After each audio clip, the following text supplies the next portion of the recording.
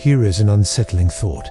You rehome alone on a dark night, when suddenly you hear chains dragging metal moans. Your heart pounds, then pounds again when you realize you're actually at work, and the sound is coming from the office next door. You knock and peek in. On the other side of the glass wall, someone or something is thrashing about in a chair, shaking the room and sending files flying. Well, that's unsettling, but it doesn't have to be. What if there was a perfectly logical explanation for the commotion?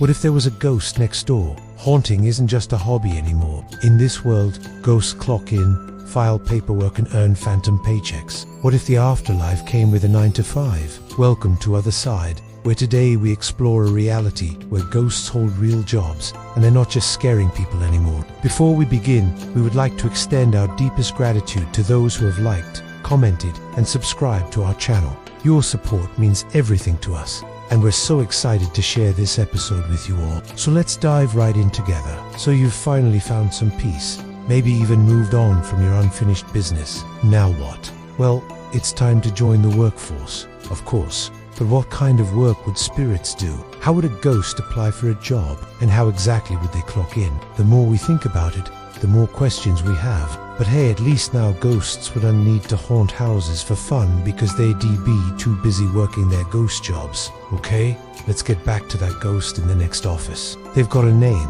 Fred, and they're a ghostwriter. No pun intended. Fred's specialty is writing speeches for those rants about quarterly profits and growth trajectories that would lose half their audience within 5 minutes? Yeah, those. Well, Fred's ghost touch makes them irresistible. Shareholders can't stop listening. Investors are moved to tears. Everyone claps and gives standing ovations. Even if no one else liked the speech, Fred's clients will always be satisfied. And Fred doesn't need much to write. They can draft an entire address straight from the ether, though sometimes they find editing on the company's AI assistant. It's tough to let go of control after death. Luckily, their work has given them the recognition they never got while alive. Now they're known as the greatest ghostwriter of all time.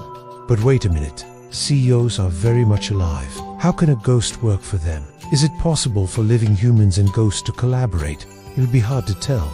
Most companies aren't going to hire a spirit out of fear of, typical ghost stuff. Things flying around, shaking, chains dragging, that sort of thing. Unless they were desperate for a good story, a company probably wouldn't hire a ghost as a public relations specialist either. Haunted corporation would definitely be a talking point, but day to day, it's likely that ghosts would be relegated to separate departments or divisions. This raises another question. Would there be a ghost HR department who would file a ghost's taxes? Would they still need a W-2 form? Maybe one day soon, all these questions will be answered by an actual HR department. For now, we can only imagine. Fred's success as a ghostwriter has earned them a generous salary and benefits package. But how exactly does a ghost spend their paycheck? Would every job come with a time extension? Does working overtime in the afterlife mean working at all? There are perks that might make up for not being able to haunt houses anymore, like energy boosts. We're not sure how that would work. But hey, it could be a nice surprise when you're passing through or maybe instead of coffee, the barista hands over an energy boost directly to your astral form. You feel a surge of power and remember why you were so productive before that last promotion. Alas, the feeling fades quickly and you're back to wondering how the hell ghosts would use their paychecks. Now, about those benefits, what if Fred wanted to put their allowance toward professional development courses? Would the afterlife offer classes that could help them better do their job? What if they wanted to learn a new one? Perhaps, maybe they could enroll in Ghost 101.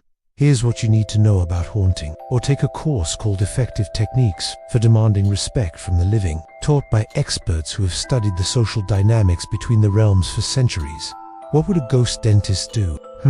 How about a ghost architect designing dream homes for the dearly departed? While those benefits would be nice, it's unlikely ghosts would care much about professional perks. After all, they're dead.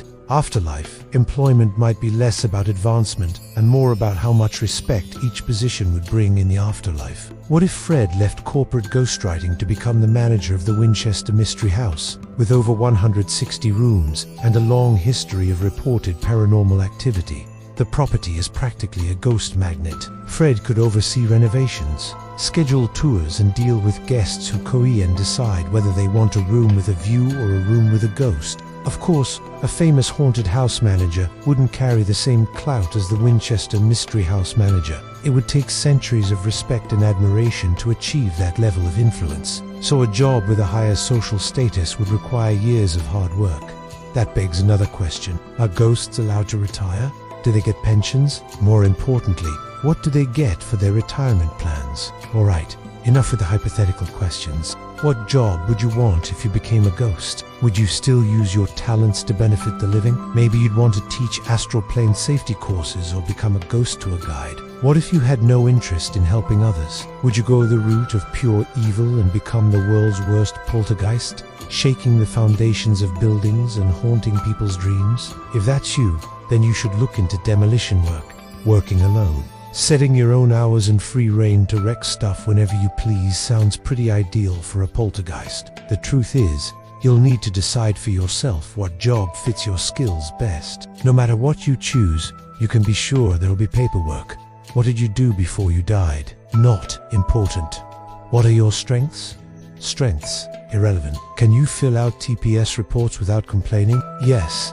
Then you'll fit right in. Welcome to the team.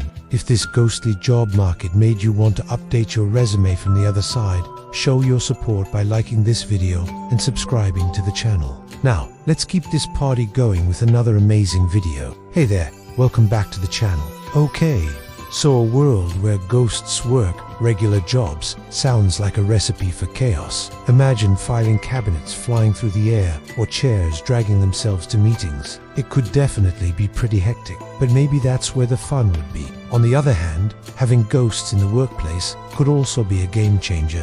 Think about it. They could bring unique perspectives and skill sets to the table that we've never even considered. Plus, dealing with ghosts every day could desensitize us to the spooky stuff, making the afterlife seem just a little bit more normal. But let's face it, the real question here is, what kind of insurance do you need to cover ghost employees? Seriously, how do you file a claim for a poltergeist attack? Asking for a friend. So what do you think? Would ghosts bring more harm than good to the workplace? Let us know your thoughts in the comments below. And while you're down there, don't forget to hit that thumbs up button. It really helps us out and keeps us motivated to bring you awesome content. Thanks for joining us today. Until next time, stay curious, stay open-minded, and remember, you never know what kind of crazy situations you might find yourself in until you find yourself in them. We'll see you then. Bye.